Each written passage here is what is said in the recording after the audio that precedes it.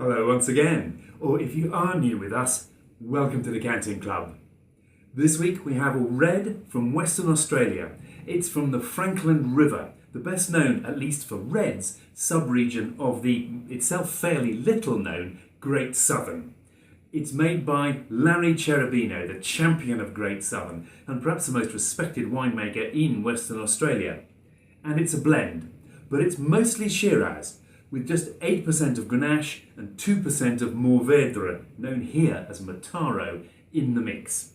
These are all Rhône varieties from the south of France and are traditionally found blended together.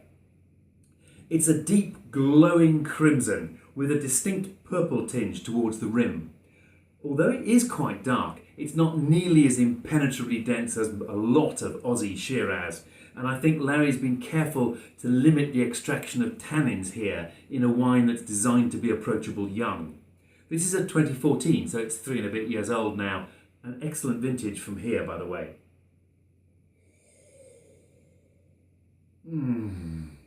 Instantly recognisable as Shiraz, or I should say Syrah, because it's decidedly cooler climate and there's a lot more of France about this than there is Australia. In fact, I'd go so far as to say Northern Rhône, because the scents are floral and herby, with lots of fresh blackberry fruit, seasoned by some black pepper. There's just a hint of something warmer and redder going on in here, and that will be the Grenache, characteristic of that grape. I can't detect any oak on here, which emphasises the wonderful purity and precision of the nose here. Lovely poise on this.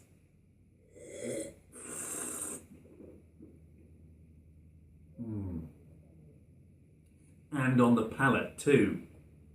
It's dry with fresh cleansing acidity and remarkably not much more than medium bodied, despite the 14.5% alcohol on the label, which makes it very light on its feet for that kind of level.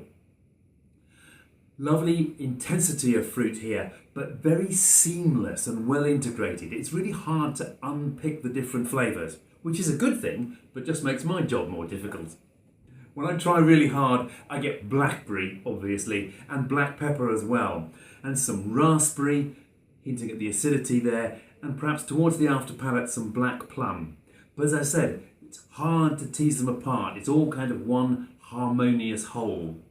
I do, however, get more blackberry on the finish, along with some hints of bitterness, appetising, very appealing, that are from the tannins. The tannins on this, there's quite a lot of them, but you'll be hard-pressed to notice because they're super fine, really silky, not drying at all. Tremendous tannin quality on this wine. A lot of Aussie Shiraz is built to impress rather than to enjoy. It's got loads of overripe jammy fruit, lots of oak, loads of everything in fact. Stunt wine. The first mouthful is really impressive and then it gets harder and more tiring to drink and really difficult to match with food because it overpowers most of it. Not so this one. This is all about finesse. It has impeccable balance. I'm finding it really hard to believe that 14.5% because I can't even get any alcoholic warmth on the finish of this, which is normally where you notice, and it tastes dry and medium bodied and really elegant. It's not showy, but it's got a sense of rightness about it that ensures that the last mouthful is going to be just as good as the first, and it's going to be great with food. In Australia, Larry sells this through his website and to restaurants, but not to wine shops. Sommeliers love it, and I can see why. You could drink this every day and be confident that it was going to complement rather than clash with any food you put it up against. It's a consummate food wine. Cheers.